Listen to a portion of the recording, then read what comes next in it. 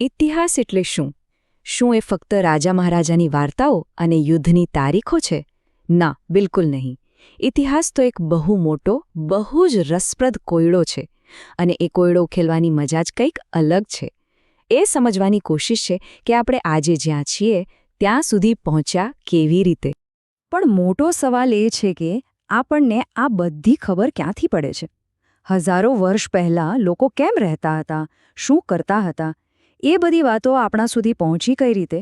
કોઈ time machine તો છે નહીં, બરાબર ને? તો એનો જવાબ છે કડીઓ. ભૂતકાળ ક્યારે પૂરેપૂરો ગાયબ નથી થતો. એ હંમેશા પોતાની પાછળ કંઈક ને કંઈક નિશાનીઓ, કંઈક પુરાવા છોડીને જાય છે. અને આજે આપણે બધા ઐતિહાસિક જાસૂસ બનીને એ જ કડીઓને જોડીશું અને ભૂતકાળની આખી તસવીર ફરીથી બનાવીશું. હા, આ છે ઇતિહાસનો મહાન કોયડો. આ કોયડાનો દરેક ટુકડો, પછી ભલેને એ ગમે તેટલો નાનો કેમ ન હોય, એ ખૂબ જ કિંમતી છે. આપણું કામ છે આ બધા ટુકડાઓને બરાબર ગોઠવવાનું. તો તૈયાર છો? ચાલો આપણી આ જાસૂસીની સફર શરૂ કરીએ.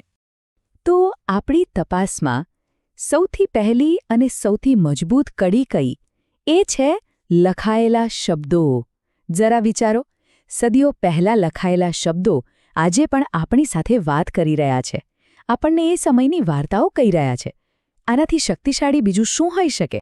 પણ એક મિનિટ, એ જમાનામાં આજની જેમ કાગળ તો હતા જ નહીં. તો પછી લોકો લખતા શેના પર? એમણે પ્રકૃતિમાંથી જ રસ્તો કાઢ્યો.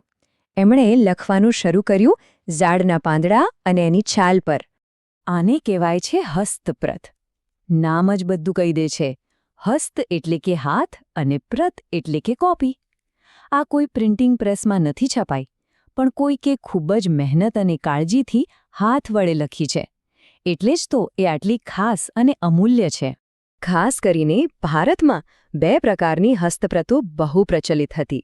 એક હતી તાડપત્ર, જે તાડના ઝાડના પાંદડા પર લખાતી, અને બીજી હતી ભોજપત્ર, જે હિમાલયમાં થતા ભૂર્જ નામના એક ખાસ ઝાડની છાલમાંથી બનતી. વિચાર તો કરો, પર્યાવરણમાંથી જ લખવાની સામગ્રી શોધી કાઢી હતી. કેટલું અદ્ભુત! તો આ હસ્તપ્રતોમાંથી આપણને શું જાણવા મળે છે? અરે ઘણું બધું. એ સમયના લોકોની ધાર્મિક માન્યતાઓ અને રિવાજો કેવા હતા, રાજાઓ કેવી રીતે જીવતા હતા, દેશનો વહીવટ કેવી રીતે ચાલતો હતો. એટલું જ નહીં, વિજ્ઞાન અને ગણિતનું જ્ઞાન. અને હા, આપણી મહાન કથાઓ અને કવિતાઓ પણ આ જ હસ્તપ્રતોએ સાચવી રાખી છે. અને સૌથી નવાઈની વાત શું છે ખબર છે? આટલા નાજુક હોવા છતાં હજારો વર્ષોના કુદરતી થપ્પાટા સહન કર્યા પછી પણ આમાંથી ઘણી હસ્તપ્રતો આજે પણ મંદિરો અને મઠોમાં એકદમ સુરક્ષિત છે. આ બતાવે છે કે આપણા પૂર્વજો માટે જ્ઞાનને સાચવવું કેટલું મહત્વનું હતું. પણ એક સમસ્યા હતી. પાંદડા અને છાલ તો સમય જતાં ખરાબ થઈ શકે. તો પછી જો કોઈ વાતને હજારો વર્ષો સુધી ટકાવી રાખવી હોય તો એના માટે કંઈક મજબૂત જોઈતું હતું, કંઈક એવું જે સમયને પણ હરાવી શકે. અને એ હતું પથ્થર અને ધાતુ. અને આમાંથી જન્મ થયો શિલાલેખનો. શિલા એટલે કે પથ્થર અને લેખ એટલે કે લખાણ. પથ્થર પર કોતરેલું લખાણ. આ એવા સંદેશા હતા જે ક્યારે ભૂંસાવાના નહોતા, જેથી આવનારી પેઢીઓ એટલે કે આપણે એને વાંચી શકીએ અને સીધા ભૂતકાળ સાથે વાત કરી શકીએ. એટલે જ તો કહેવાય છે કે આ ઇતિહાસના સાચા સાક્ષી છે. સમ્રાટ અશોક જેવા મહાન રાજાઓ આ વાત બરાબર સમજતા હતા. તેઓ પોતાના આદેશો, પોતાની જીતની ગાથાઓ બધું જ પથ્થર પર કોતરાવી દેતા. કારણ કે એમને ખબર હતી કે આ વાત ક્યારેય નહીં ભૂસાય. પથ્થર સિવાય ધાતુનો પણ ખૂબ ઉપયોગ થતો, જેમ કે તામ્રપત્ર એટલે કે તાંબાની પ્લેટો. એના પર રાજાઓ પોતાના હુકુમો, ખાસ કરીને જમીનદારના દસ્તાવેજો લખાવતા. અને પછી આવ્યા સિક્કા, ખાસ કરીને પંચમાર્ક સિક્કા, જે ઈસવીસન પૂર્વે 5મી સદીના છે. આ સિક્કાઓ પરથી એ સમયનો વેપાર અને અર્થવ્યવસ્થા કેવી હતી એનો સીધો ખ્યાલ આવી જાય છે. એટલે કે આ ધાતુના ટુકડાઓ ખાલી ધાતુ નથી, એ આપણને સીધા જ એ સમયના સમાજમાં લઈ જાય છે.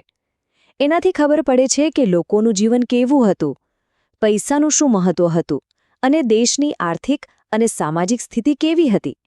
એકદમ સ્પષ્ટ ચિત્ર મળી જાય છે. ઓકે, અત્યાર સુધી આપણે વસ્તુઓની વાત કરી, પણ શું તમે જાણો છો કે ક્યારેક શબ્દો અને નામ પણ ઇતિહાસની કડી બની શકે છે? હા, કોઈ દેશના નામ પાછળ પણ એક આખી વાર્તા છુપાયેલી હોય છે. ચાલો આપણા દેશનું જ ઉદાહરણ લઈએ. આપણે ઇન્ડિયા અને ભારત બંને નામ વાપરીએ છીએ. પણ આ નામ આવ્યા ક્યાંથી? ઇન્ડિયા શબ્દ આવ્યો સિંધુ નદી પરથી, જેને ગ્રીક લોકો ઇન્ડસ કહેતા. અને ભારત નામનો ઉલ્લેખ તો છેક ઋગ્વેદમાં મળે છે, જે ભરત નામના એક પ્રાચીન જનસમૂહ પરથી આવ્યું છે. જુઓ, એક દેશ, પણ એના નામ પાછળ કેટલો મોટો ઇતિહાસ. ઠીક છે, તો આપણી પાસે હવે ઘણી બધી કડીઓ છે. હસ્તપ્રતો, શિલાલેખો, સિક્કા, નામો. પણ આ બધા અલગ અલગ ટુકડાઓને જોડીને એક વાર્તા કેવી રીતે બને? એક સાચો જાસૂસ આ બધાને ગોઠવે કેવી રીતે? સૌથી પહેલું અને સૌથી જરૂરી કામ છે સમય. બધી ઘટનાઓને એમના સાચા ક્રમમાં ગોઠવવી. કઈ વાત પહેલાં થઈ અને કઈ વાત પછી. જો ક્રમ જ ખોટો હોય તો આખી વાર્તા ઊંધી પડી જાય. આ ક્રમને જ ઇતિહાસમાં સાલવારી કે ટાઈમલાઈન કહેવાય છે. તો આખી દુનિયાના ઇતિહાસને એક જ લાઇનમાં ગોઠવવા માટે એક સિસ્ટમ બનાવવામાં આવી. એનું કેન્દ્રબિંદુ છે ઈસુ ખ્રિસ્તનો જન્મ. એમના જન્મ પહેલાંના વર્ષોને કહેવાય છે બીસી, એટલે કે બિફોર ક્રાઇસ્ટ અથવા તો ઈસવીસન પૂર્વે. અને એમના જન્મ પછીના વર્ષોને કહેવાય છે એડી, એટલે કે એનો ડોમિની અથવા તો ઈસવીસન. અહીં જો બધો એકદમ સ્પષ્ટ થઈ જશે. વચ્ચે છે ઈસુનો જન્મ, જેને આપણે વર્ષ 0 ગણી શકીએ. એની પહેલાંનો સમય ઊંધી ગણતરીમાં જાય છે અને એના પછીનો સમય સીધી ગણતરીમાં. બસ આટલી સરળ સિસ્ટમથી આખી દુનિયાનો ઇતિહાસ એકસાથે સમજી શકાય છે. તો સવાલ એ છે કે આ બધું કામ કરે છે કોણ? કોણ છે આ અસલી જાસૂસો જે ભૂતકાળના આ કોયડાને ઉકેલે છે અને આપણી સામે મૂકે છે? આ કામ કરે છે ઇતિહાસકારો અને પુરાતત્વશાસ્ત્રીઓ. એમની પ્રક્રિયા બહુ રસપ્રદ છે. પહેલાં તો તેઓ પુરાવા શોધે છે, ખોદકામ કરે છે, પછી જે કાંઈ પણ મળ્યું એનું બારીકાઈથી વિશ્લેષણ કરે છે કે એનો અર્થ શું થાય, અને છેલ્લે આ બધી માહિતીને સાચવીને પુસ્તકો અને મ્યુઝિયમ દ્વારા આપણા જેવા લોકો સુધી પહોંચાડે છે. અને હવે જેતા જેતા એક સવાલ. જેમ આપણે જૂના જમાનાની કડીઓ શોધીએ છીએ, એમ જરા વિચારો. આજથી હજારો વર્ષ પછી ભવિષ્યના જાસૂસોને આપણા આ સમય વિશે જાણવા માટે શું મળશે?